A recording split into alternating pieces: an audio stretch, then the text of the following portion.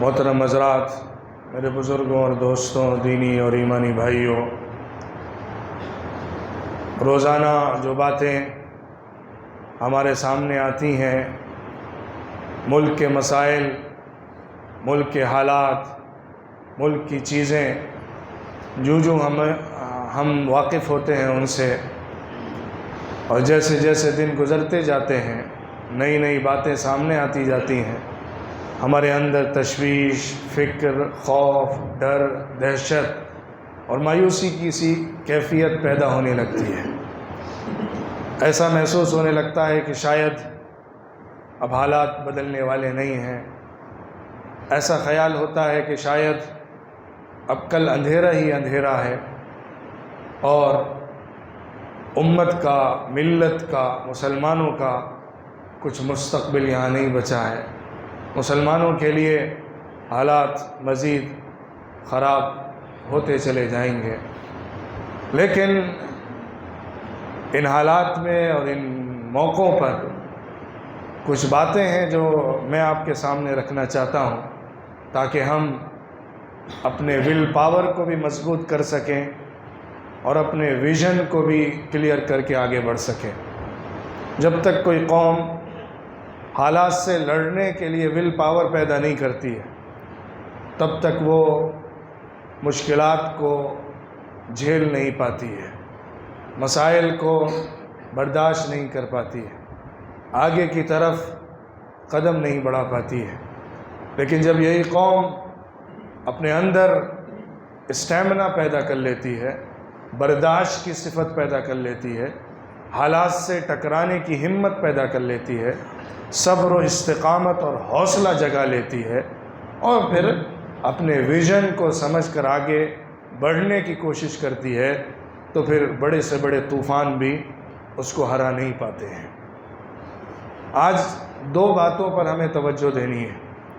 ایک تو اپنے اسٹینڈ کو کلیئر کرنا ہے، اپنے موقف کو سمجھنا ہے، اپنے کردار کو واضح کرنا ہے، اور اپنی اصل پوزیشن کو سمجھنے کی کوشش کرنا ہے۔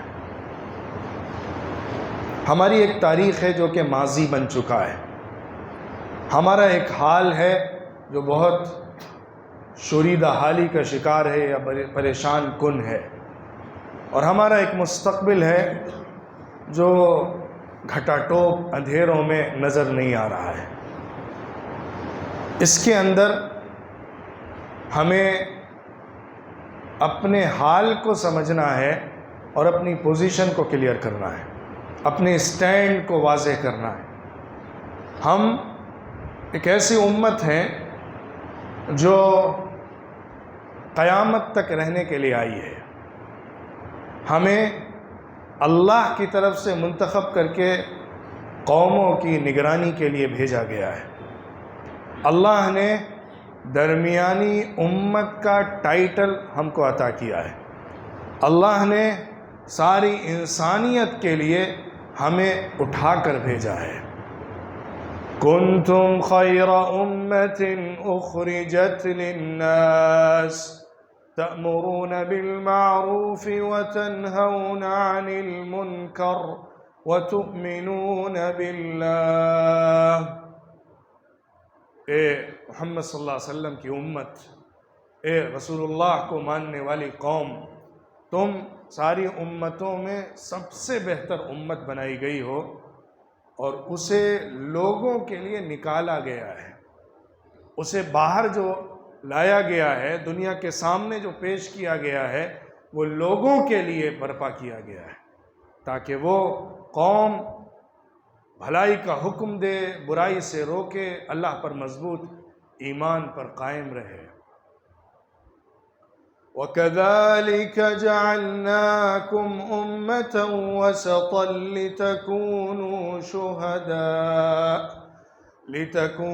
شُهَدَاءَ عَلَى النَّاسِ وَيَكُونَ الرَّسُولُ عَلَيْكُمْ شَهِيدًا۔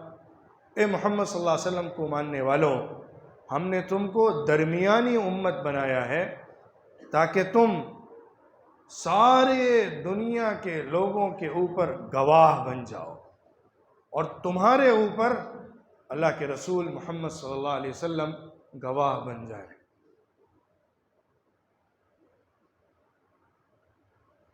وَجَاهِدُوا فِي اللَّهِ حَقَّ جِهَادِهِ هُوَ اجْتَبَاكُمْ وَمَا جَعَلَ عَلَيْكُمْ فِي الدِّينِ مِنْ حَرَجٍ مِلَّةَ أَبِيكُمْ إِبْرَاهِيمَ هُوَ سَمَّاكُمُ الْمُسْلِمِينَ مِنْ قَبْلُ وَفِي هَذَا لِيَكُونَ الرَّسُولُ شَهِيدًا عَلَيْكُمْ وَتَكُونُوا شُهَدَاءَ عَلَى النَّاسِ۔ اے لوگوں، اللہ کے راستے میں، اے ایمان والوں، اللہ کے لیے سچی محنت کرو، صحیح جد و جہد کرو، صحیح مقابلہ کرو، مضبوط فرنٹ پر ڈٹ جاؤ۔ اللہ نے تمہیں منتخب کیا ہے، چوز کیا ہے، سلیکٹ کیا ہے، تمہارے لیے دین میں کچھ تنگی اور دشواری نہیں چھوڑی ہے۔ تم ابراہیم کی ملت ہو، اللہ نے تمہارا نام مسلمان رکھا ہے، اس سے پہلے ہی تمہارا نام طے ہو چکا ہے، اور اس قرآن میں بھی تمہارا نام بتایا جا رہا ہے کہ تم مسلم قوم ہو، مسلمان ہو۔ تاکہ کیوں یہ نام تمہیں دیا گیا ہے، کیوں یہ مقام تمہیں دیا گیا ہے؟ تاکہ رسول تمہارے اوپر گواہ بن جائیں اور تم سارے انسانوں کے اوپر گواہ بن جاؤ۔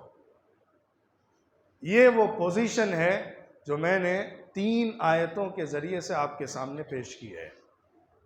ایک مانیٹر کی پوزیشن، ایک چیزوں کے ریگولیٹ کرنے کا پاور رکھنے والی پوزیشن، اور انسانوں کے لیے، سارے لوگوں کے لیے صحیح راستہ بتانے والی قوم کی پوزیشن، صحیح ڈائریکشن دینے والی قوم کی پوزیشن، غلط کو غلط اور صحیح کو صحیح سمجھ کر بتانے کی صلاحیت رکھنے والی قوم، اچھائی کو پوری طاقت کے ساتھ پیش کرنے والی اور برائی سے روکنے کی پوری کوشش کرنے والی قوم، اللہ پر مضبوط یقین اور بھروسے کے ساتھ جینے والی قوم، لوگوں کے جو مسائل ہیں، لوگوں کی جو کمیاں ہیں، لوگوں کی جو غلطیاں ہیں، جو غلط راستے اور راہیں ہیں، اس پر لوگوں کو آگاہ کرنے والی قوم۔ یہ ہے پوزیشن ہماری، یہ ہے مقام ہمارا۔ آپ اس حیثیت سے امت کا جائزہ لیجئے، کیا ہم اپنے اس مقام کو پہچان کر چل رہے ہیں؟ کیا ہم ایک درمیانی امت کا رول پلے کر رہے ہیں؟ کیا ہم دنیا کے سامنے صحیح راستہ بتانے کی صلاحیت اپنے اندر پیدا کر رہے ہیں؟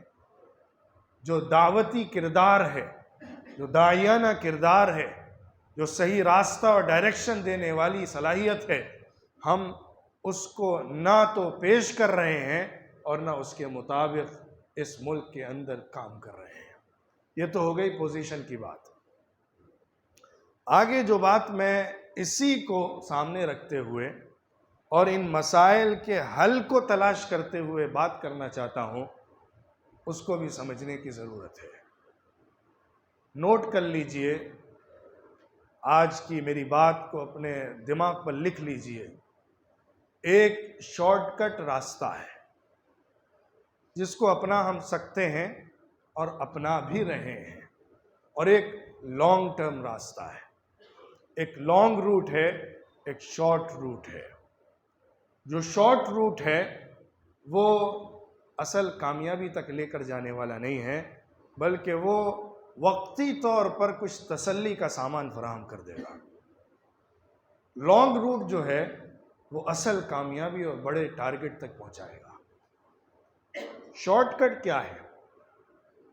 شارٹ کٹ یہ ہے، جو کچھ مسائل اور چیزیں پیش آ رہی ہیں، اس پر غصہ، طیش، جذباتیت، واویلا، ہنگامہ، زور زبردستی، طاقت کے بلبوتے پر کچھ نہ کچھ اظہار مذمت اپنی طرف سے کر دیا جائے، جو ہو رہا ہے اس پر کچھ چیخ چلا لیا جائے، کچھ نعرے بازی کر لی جائے، کچھ ہنگامہ پیدا کر دیا جائے، کچھ غصے کو باہر نکال دیا جائے، کسی نہ کسی طریقے پر زبردستی لڑ بھڑ کر اپنی چیزوں کو حاصل کرنے کے لیے کچھ باتیں کر لی جائیں۔ ایک راستہ یہ ہے جو شارٹ کٹ کا ہے، اس کو ایک دوسرے پیرائے میں بھی میں کہنا چاہتا ہوں، سیاسی اور پولیٹیکل راستے سے ہم کچھ نہ کچھ بڑی تبدیلی کی توقع کر لیں۔ جو پولیٹیکل راستہ ہے اس راستے سے ہم بڑی تبدیلی کی امید سجا لیں۔ یہ شارٹ کٹ ہے اور یہ اصل کامیابی تک نہیں پہنچا پائے گا۔ اس سے وقتی کہیں کچھ فائدہ ہوگا، کہیں پر کچھ آپ کے لیے ہمدردی مل جائے گی، یا کہیں کچھ لوگ آپ کے ساتھ کھڑے ہو جائیں گے، یا کوئی پارٹی کبھی آپ کے مدعے پر بات کر لے گی، اس سے زیادہ کچھ حاصل ہونے والا نہیں ہے۔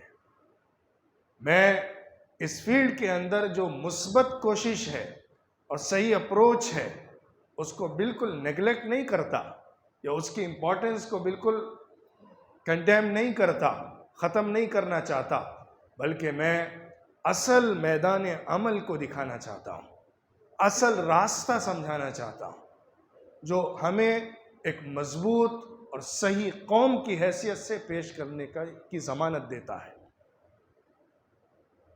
یاد رکھیے، اگر ہم کو کام کرنا ہے اس ملک میں اور اپنے کو ایک مضبوط، طاقتور، مؤثر، مفید اور بہت حد تک ڈومینیٹڈ قوم اور کمیونٹی بنانا ہے تو ہمیں 3 سیکٹرز میں کام کرنا ہوگا۔ 3 میدان ہیں جس کو ہمیں بھرپور طریقے پر منتخب کر کے اس میں کوشش کرنی ہوگی۔ جو کوششیں ہو رہی ہیں ان سب کے اعتراف کے باوجود ابھی ہم بہت پیچھے ہیں، ابھی راستہ بہت لمبا ہے، ابھی بڑی بڑی جمپ لگانی ہے، ابھی بہت طویل جستوں کی ضرورت ہے۔ وہ راستہ کیا ہے، وہ محنت کیا ہے، وہ کوشش کیسی ہے، اسے میں آگے کیونکہ کچھ منٹوں میں پیش کرنے کی کوشش کرتا ہوں۔ ایک میدان، پہلا میدان، اپنے سماجی اسٹرکچر کو مضبوط کرنا، اپنے سوشل سسٹم کو بہترین بنانا، اپنی معاشرتی زندگی کو صحیح ڈھب پر لا کر کھڑا کرنا، اپنی امیج سماج کے اندر ساتھ میں رہنے والے انسانوں کے درمیان ایک مفید انسان کی بنانا، ایک اچھا کردار نبھانے والے ایک پلر کی بنا کر پیش کرنا۔ یہ کیا ہے؟ ہم جہاں سماج میں رہتے ہیں وہاں ہر طرح کے لوگ ہوتے ہیں، مسلم، نان مسلم، سب طرح کے لوگ ہوتے ہیں، ہر طبقے کے لوگ ہوتے ہیں، ہر کلچر کے لوگ ہوتے ہیں۔ ایسے ماحول کے اندر ہمیں کیسے رہنا ہے، یہ سلیقہ سیکھنا ہے۔ ابھی ہم سماجی طور پر آپ دیکھیں کہ اپنی پوزیشن بہت خراب کر چکے ہیں، اپنی امیج بہت بگاڑ چکے ہیں۔ لڑائی جھگڑا ہو، گندگی ہو، گالم گلوج ہو، بدزبانی ہو، ایک دوسرے کے ساتھ چھینا جھپٹی ہو، ٹانگیں مارنا ہو، حسد ہو، جلن ہو، یہ ہماری کالونیز کا ایک ٹائٹل بن گیا ہے۔ ہماری امیج ایسی بن گئی ہے کہ ہمارے ساتھ رہیں گے تو مسائل کریٹ ہوتے رہیں گے، سوسائٹی ڈیولپ نہیں ہو پائے گی، کلچرڈ قوم کی حیثیت سے نہیں رہیں گے، اچھی سویلائزڈ طریقے پر ہم ایک دوسرے کے ساتھ میل ملاپ اختیار کرنے والے نہیں بنیں گے۔ ہم ایک جذباتی قوم کی حیثیت سے ٹکرانے والے، لڑنے والے، جھگڑالو قسم کی قوم بن کر سامنے آئیں گے، اور جو ہمارے علاقے اور بستیاں ہوں گی وہ گندی رہیں گی، نوجوان بھاگتے رہیں گے، تیز گاڑیاں چلاتے رہیں گے، اور گلی کے نکڑوں پر رات بھر آدھی رات بیٹھ کر گپ شپ کرتے رہیں گے۔ لڑکے اور نوجوان غلط دھندوں میں پھنس کر اور غلط کاموں میں لگ کر اپنی امیج کو خراب کر کے پیش کرتے رہیں گے۔ یہ ہماری صورتحال ہے۔ یہ صرف آپ کے خطے کی بات نہیں ہے، یہ پورے ملک کی بات ہے۔ پورے ملک کے ہر علاقے میں آپ جائیے، اور مسلم پاکٹس کو جا کر دیکھ لیجئے، آپ کو صاف نظر آئے گا کہ ہم سماجی طور پر، سوشل لیول پر اپنی امیج کوئی اچھی نہیں بنا پائے ہیں۔ پھر کیسے توقع کرتے ہیں کہ دوسرا ہمارے بارے میں اچھا تصور رکھے گا؟ اس کے پاس تو ہماری وہی امیج جائے گی نا جو ہم سماجی طور پر اختیار کرتے ہیں۔ ہمارے گھروں کے مسائل، ہماری لڑائیاں، ہمارا ایک دوسرے کے ساتھ بزنس میں جھگڑا، ہمارا ایک دوسرے کی ٹانگیں کھینچنا، خاندان کے اندر لڑائیاں، بھائی بھائی سے لڑا بیٹھا ہے، بہن بہن سے لڑی بیٹھی ہے، اور چچا بھتیجے کے جھگڑے چل رہے ہیں، پورا خاندان ٹوٹا بکھرا ایک دوسرے کے خلاف محاذ آرائی میں لگا ہوا ہے۔ ایسے ماحول کے اندر کیسے ہم صحیح اسلام کو عملی شکل میں سماج کے اندر پیش کر سکتے ہیں؟ اسی کے اندر پوائنٹ نمبر 2، ہم غیروں کے ساتھ کیسے تعلقات بنائیں؟ جو ہمارے ساتھ غیر مسلم رہتے ہیں ان کے ساتھ ہمارا رشتہ کیسا ہو، ہمارا ربط کیسا ہو، ہمارا بیہیویئر کیسا ہو، ہمارا ٹریٹمنٹ کیا ہو، ہمارا ان کے ساتھ زندگی اور رہنے سہنے کا طریقہ کیا ہو، اسے بھی سمجھنا ضروری ہے۔ ہمیں اپنی مورل سپیریورٹی ثابت کرنی ہے، اس کے بغیر ہم کوئی برتری نہیں قائم کر سکتے۔ سوشل سسٹم میں، یا یوں اس کو کہہ لیجئے سوسائٹیز کے اندر، مورل سپیریورٹی ثابت کیے بغیر، اخلاقی برتری کو ثابت کیے بغیر ہم کوئی بڑی تبدیلی ملک کے اندر واقع نہیں کر سکتے ہیں۔ ایک شارٹ ٹرم راستہ میں نے بتایا تھا جس میں صرف چیخ چلانا ہوتا ہے، نعرے بازی اور کچھ سیاسی شعبدہ بازی ہوتی ہے، لیکن لانگ ٹرم جو راستہ ہے، لانگ روٹ جو ہے، لمبی مسافت جو ہے، وہ سماج کے اندر ایسی اصلاحی کوشش، ایسی تربیت، ایسی مورل ایجوکیشن کہ اس کے ذریعے سے ہمارے آپس کے روابط بھی اچھے ہوں، اور غیروں کے ساتھ ہم جو تعلقات بنائیں اس میں اپنی سپیریئرٹی کو، برتری کو ثابت کریں، ہم پروف کریں کہ ہم جس طرح سے جیتے ہیں وہی سب سے اچھا نظام ہے۔ ہمارے پاس جو کچھ ہے، ہمارے سسٹم کے اندر، ہماری شادی بیاہ کے اندر، ہمارے گھریلو زندگی کے اندر، ہمارے بچوں کی پرورش کے اندر، ہمارے تعلقات کے اندر، ریلیشن شپس کے اندر، وہ تمہارے نظام سے بہت بہتر ہے۔ اور خدا کی قسم، اسلام کا نظام سارے دنیا بھر کے جو نظام چل رہے ہیں ان میں سب سے زیادہ مفید، نافع، سودمند اور لوگوں کے لیے بھلائی لانے والا ہے۔ ہم نے اس کو اپنانا چھوڑ دیا، ہم نے اس سسٹم کو اپنے اندر ایڈاپٹ کرنا چھوڑ دیا۔ اگر ہم اس کو صحیح طور پر ریپریزنٹ کریں گے تو بہت جلدی آپ دیکھیں گے کہ سماجی طور پر تبدیلی واقع ہونے لگی۔ ہم اوپر کے لیول سے تبدیلی کی توقع کر رہے ہیں جو کہ غلط ہے۔ گراس روٹ لیول پر کام کر کے تبدیلی لانے کی ضرورت ہے، اور جو مضبوط اور مستحکم انقلاب ہوتا ہے وہ زمین کی نچلی سطح سے شروع ہوتا ہے۔ کبھی اوپر سے امپوز ہونے والا کوئی ریولوشن بڑی دیر تک رکنے کی صلاحیت نہیں رکھتا ہے۔ جو گراس روٹ لیول پر کام کر کے ابھرتا ہے وہی پھر مضبوط کیڈر کے ساتھ آگے بڑھتا چلا جاتا ہے۔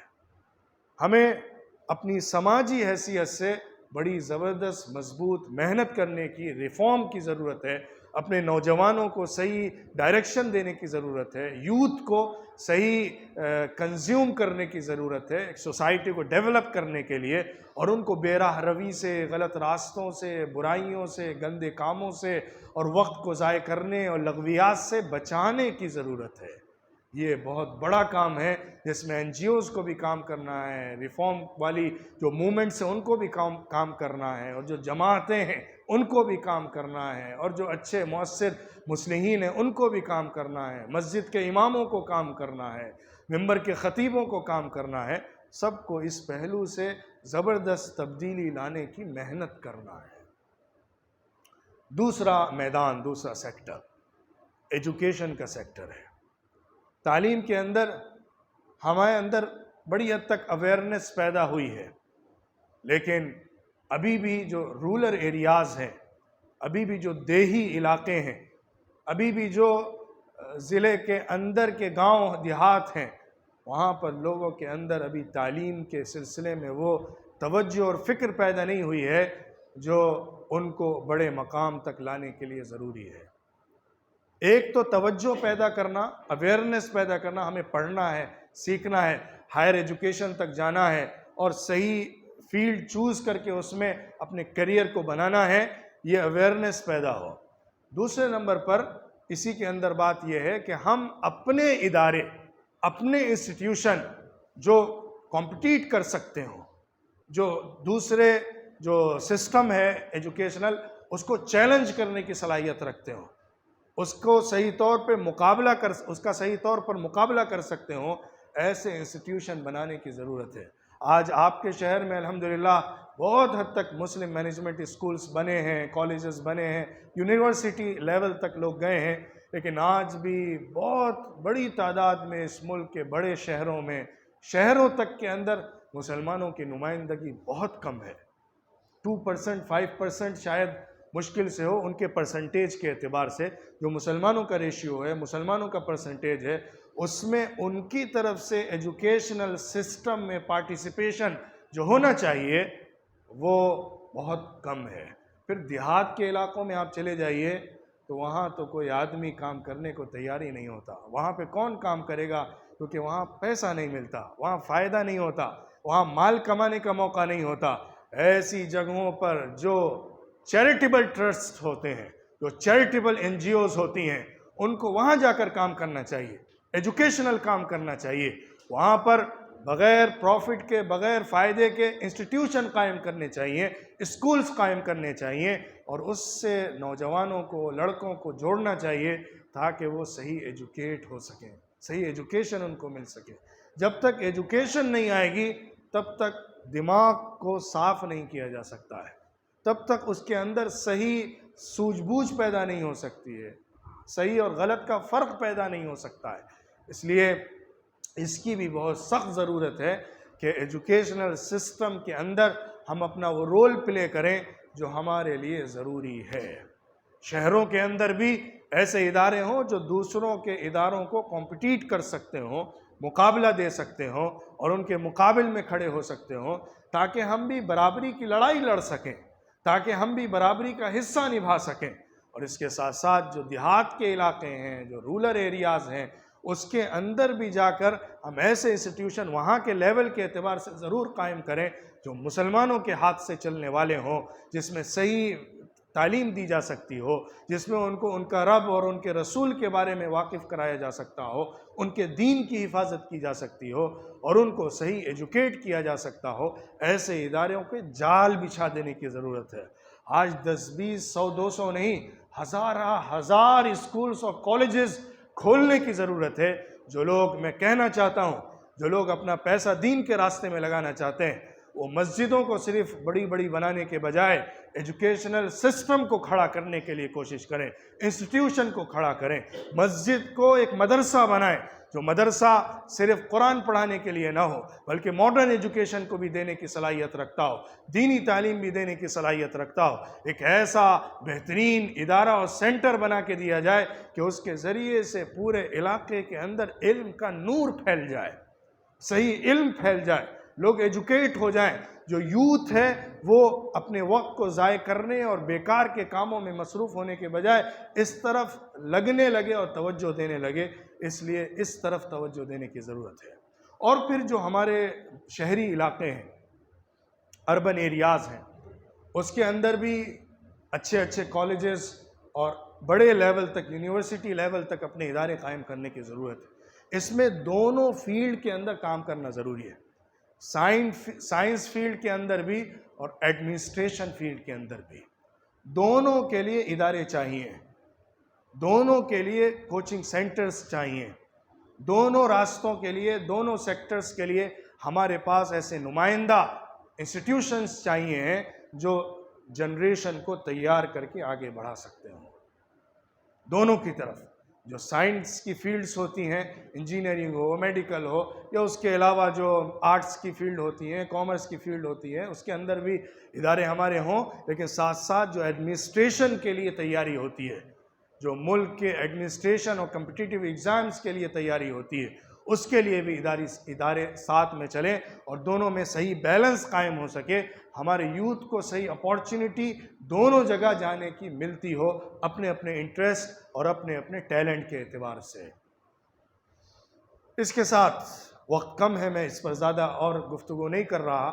تیسرا سیکٹر یا تیسرا میدان جو ہمیں کام کرنے کا ہے، وہ معاشی میدان میں اپنی ترقی کی ضمانت حاصل کرنے کا ہے۔ اکنامکس کے اندر مسلمان کمیونٹی کو امپاور کرنے کا ہے۔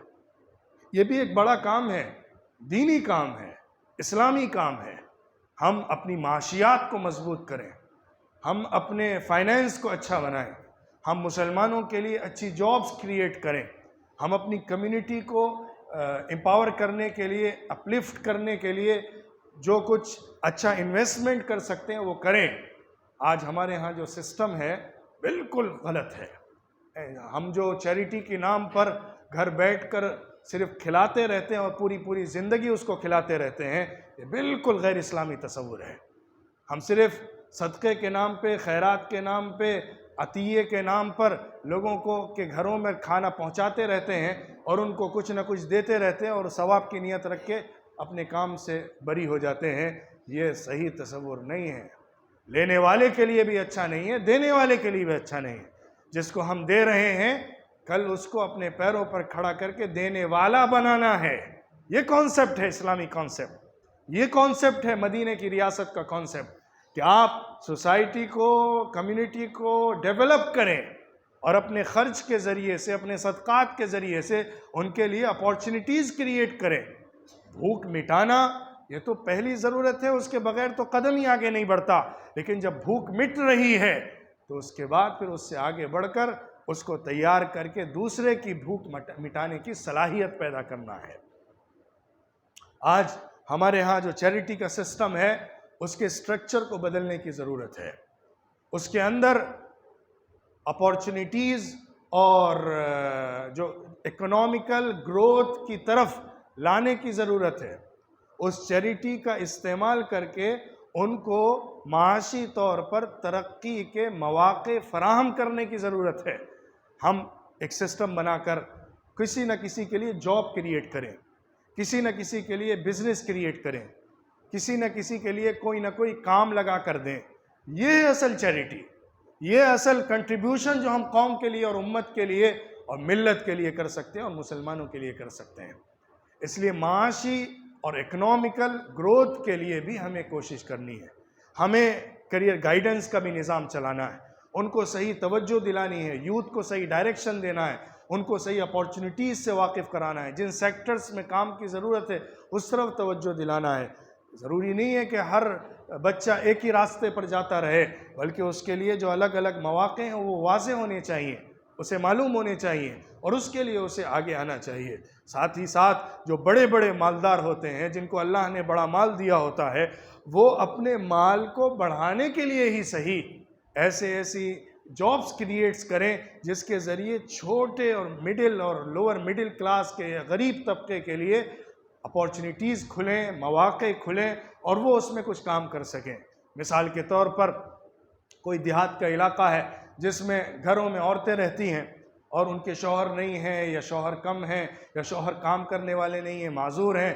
ایسوں میں ایک طریقہ یہ ہے کہ ہم ماہانہ راشن ان کو بھیجتے رہیں اور ان کو گھر بیٹھے کھلاتے رہیں۔ اس سے بہتر الٹرنیٹیو یہ ہے کہ ہم ان کے گھروں میں کوئی ایسا کام کھڑا کر دیں، سلائی مشین لگا کر کام دے دیں اور اس کو صرف دے کر چھوڑ نہ دیں بلکہ اس کو ایک سسٹم کے تحت چلائیں۔ اگر ہم نے 50 جگہوں پر سلائی مشین دی ہے تو اس کا ایک سینٹر ہونا چاہیے جو وہاں پر ایک بہترین قسم کا اسٹیچنگ کا ایک سینٹر بن جائے اور پورا وہاں پر سپلائی ہوتا ہو، سل کے آتا ہو، ان کو اس کے مطابق جاب کے اعتبار سے ان کو سیلری ملتی ہو اور پھر یہاں پر سیل ہوتی ہو۔ یہ ڈیولپمنٹ ہوگا۔ ابھی ہوتا بھی کیا ہے، اگر اس طرح کے کچھ ڈیولپمنٹ کی بات کی جاتی ہے تو کسی کو زیادہ سے زیادہ ایک سلائی مشین پکڑا دی گئی عورت کو کہ تم سیتی رہو اور تمہیں کوئی ملے نہ ملے تم گھر پر رکھو. ایسا نہیں ہے. اس کو ایک آرگنائزڈ وے میں، ایک منظم شکل میں، ایک اچھا ڈیولپمنٹ کرتے ہوئے اس کے ذریعے سے ایک 10-20 لوگوں کو آج جاب دی گئی ہے، تو اس کے نتیجے میں 1 سال کے بعد 50 اور لوگوں کو اسی سینٹر سے جاب ملنی چاہیے. تب وہ ڈیولپمنٹ ہے، تب وہ گروتھ ہے، ورنہ گروتھ نہیں ہوئی. ایک اس کا مرکز بنایا گیا، ایک اچھا آؤٹ لیٹ دیا گیا، ایک اچھا اس کے لیے برانڈ بنایا گیا، ایک اچھی دکان کھڑی کی گئی، اور اس کی تیاری کے لیے، اس کے سامان کے پریپریشن کے لیے، اس کے کام کے لیے اس طرح سے ان کو مشینیں دے کر کام کیا گیا. اسی طرح جو نوجوان ہوتے ہیں جو تعلیم چھوڑ چکے ہیں، آگے تعلیم نہیں حاصل کرنا چاہتے ہیں، آگے وہ نہیں پڑھ سکتے اور وہ اپنے ذہنی طور پر تیار نہیں ہیں آگے پڑھنے کے لیے، تو کچھ نہ کچھ ایسا بزنس، جو بڑے بڑے مالدار ہیں وہ جانتے ہیں کہ کون کون سے بزنس ایسے کھڑے کیے جا سکتے ہیں جو اس کی آج ضرورت ہے. اس کے لیے مین پاور کی ضرورت ہوتی ہے. مین پاور اس کو استعمال کر کے گروتھ کے ساتھ آرگنائزڈ وے میں اس بزنس کو آگے بڑھائیں. اس میں ان کا بھی فائدہ ہے اور یوتھ کا بھی فائدہ ہے، جو بے روزگار ہیں ان کا بھی فائدہ ہے، اور پھر گروتھ کے نتیجے میں ان کے ذریعے سے اور لوگوں کی جاب کریٹ ہونے کا فائدہ حاصل ہوگا. ایک چین کی طرح کام کرنے کی ضرورت ہے. صرف خیرات کے نام پر دے کر چھوڑ دینے کی ضرورت نہیں ہے، بلکہ ایک آرگنائزڈ وے میں سسٹم کے ساتھ ایک چین بنا کر کام کرنے اور اس کو بڑھانے کی ضرورت ہے، ترقی دینے کی ضرورت ہے. اگر اس طرح سے ہم نے اپنے اکنامیکل سسٹم کو، اسٹرکچر کو مضبوط کیا اور اس کے ذریعے سے اپنے نوجوانوں کے اندر صحیح توجہ اور کام کی صلاحیت پیدا کی، صرف بیٹھ کر کھانے کی نہیں بلکہ محنت کر کے کمانے کی صلاحیت پیدا کر دی، تو پھر ان کے اندر شعور پیدا ہوگا، صحیح ان کے اندر سینس پیدا ہوگا، اور سماج کے اندر کچھ رول پلے کرنے کا ان کی طرف سے فکر اور توجہ پیدا ہوگی. ان چیزوں کی طرف ہمیں توجہ کرنے کی ضرورت ہے. خاص طور پہ یہ 3 میدان ہیں جس میں ہمیں کام کرنے کی ضرورت ہے، جس میں ہمیں محنت کرنے کی ضرورت ہے، اور اپنی جماعتوں کو، این جی او کو، انڈیویجولز کو، مالداروں کو اور ریفارمرز کو اپنی پوری توجہ ان میدانوں کے اندر لگانے کی ضرورت ہے. اگر ہم نے سنجیدگی کے ساتھ، صحیح راستے کے ساتھ اور صحیح وے کے اندر، صحیح توجہ کے ساتھ اور صحیح سسٹم کے ساتھ، ترتیب اور تنظیم کے ساتھ اس میدان میں کام کیا، تو میں یقین دلاتا ہوں کہ کل نہیں، 1 2 3 4 سال کے بعد نہیں، بلکہ 10 20 25 30 40 سال کے بعد آپ جو رنگ دیکھیں گے، آپ جو تبدیلی دیکھیں گے، وہ بہت ہی الگ ہوگی، اور اس میں پھر آپ سے مقابلے کے لیے کوئی کھڑا نہیں رہ سکے گا. آپ کو ماننا پڑے گا، آپ کے سامنے جھکنا پڑے گا، آپ کو تسلیم کرنا پڑے گا، آپ کی امپورٹنس کو نہ چاہتے ہوئے بھی قبول کرنا پڑے گا. دنیا اسی کو مانتی ہے جو اپنے کو منواتا ہے. دنیا اس کو نہیں مانتی ہے جس کو اسے خود ماننا ہوتا ہے. لہذا ہمیں اپنا راستہ خود بنانا ہے اور مستقبل کو تابناک کرنے کے لیے لانگ روٹ کو اختیار کرنا ہے، لمبی مسافت طے کرنی ہے، مضبوط کیڈر کے ساتھ کام کرنا ہے، اور تمام تر توجہ ریفارم کے اوپر اور صحیح موقعوں کو حاصل کرنے اور صحیح تبدیلی کو امت کے اندر واقع کرنے اور اچھا رشتہ دوسروں کے ساتھ بنانے اور اپنے لیے معاشی ترقی کے راستے ہموار کرنے اور اپنے طبقے کو ایجوکیٹ کرنے کے تمام مواقع استعمال کرنے سے متعلق ہے. اگر ہم نے اس پہلو سے کوشش کی اور آگے بڑھے تو انشاءاللہ کل ہمارا ہے، کل اچھا مستقبل روشن ہے. ورنہ ہم ایسے ہی روتے واویلا، ڈر، خوف، مایوسی کی کیفیت میں ہی وقت گزارتے رہیں گے، کچھ نتیجہ حاصل نہیں آئے گا. سیاست میں آپ جتنے اونچ نیچ اور جتنے الٹ پھیر دیکھتے رہیں اور اس پر تبصرے کرتے رہیں اور کچھ نہ کچھ پگڈنڈیوں اور سہاروں کی طرف لپکتے رہیں اور کسی نہ کسی پارٹی کی طرف دوڑتے رہیں، کل تبدیلی پیدا نہیں ہو پائے گی. کل ایسے ہی تاریک رہے گا. ہاں کچھ نہ کچھ پھلجھڑیاں جلیں گی، ہاں کچھ نہ کچھ آپ کی آگ کی پھپکیاں آپ کو نظر آئیں گی جو روشنی کا صرف ایک مومنٹ دے کر بجھ جایا کریں گی. اگر آپ کو اپنے پیر پر کھڑے ہونا ہے، اگر آپ کو اپنا مستقبل خود بنانا ہے تو اپنے کو اسی لانگ روٹ کے اوپر چلانا ہوگا۔ اللہ تعالی ہم سب کو صحیح طریقے پر کام کرنے والا اور اس ملک کے اندر اچھا مستقبل تعمیر کرنے والا بنائے۔ وآخر دعوانا ان الحمد للہ رب العالمین۔